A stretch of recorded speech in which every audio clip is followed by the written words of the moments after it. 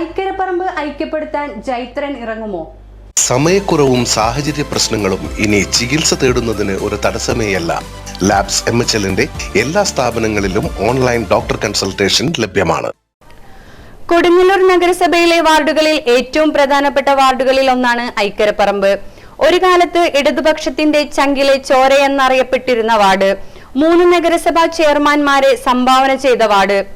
PD Vishwambharan, Lilly Balakrishnan, KR Jaithran എന്നിവർ ഇവിടെ നിന്ന് ജയിച്ചാണ് നഗരസഭയുടെ ചെയർമാൻമാർ ആയത്. എന്നാൽ കഴിഞ്ഞ തവണത്തെ മത്സരത്തിൽ ധന്യാശൈനിലൂടെ താമര വിരിയിച്ച് BJP വാർഡ് പിടിച്ചെടുത്തു.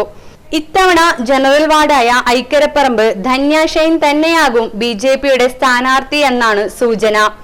UDF സ്ഥാനാർത്ഥിയായി സനൽ സത്യനും ഗോദയിലേക്ക് ഇറങ്ങുമെന്നാണ് വിവരം.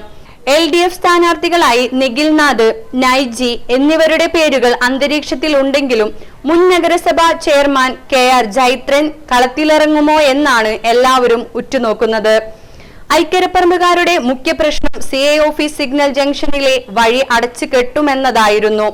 അതിന് പരിഹാരം കാണാൻ കഴിഞ്ഞത് BJPയുടെ ഗ്രാഫ് ഉയർന്നത് ധന്യാശൈനിന് മുതൽക്കൂട്ടാകുമെന്നാണ് വിലയിരുത്തൽ. ധന്യാശൈനിനെ പിടിച്ചു കെട്ടണമെങ്കിൽ സാധാ ഒരു സ്ഥാനാർത്ഥി മതിയാകില്ല. KR ജൈത്രനെ പോലെ പരിണിത പ്രജ്ഞനായ ഒരാൾ ഉണ്ടെങ്കിലേ മത്സരം കടുപ്പിക്കാൻ കഴിയുകയുള്ളൂ. ഇത്തവണ എറിയാട് പഞ്ചായത്തിലെ 9ഓളം വീടുകളും വാർഡിലേക്ക് തുന്നിച്ചേർത്തിട്ടുണ്ട്.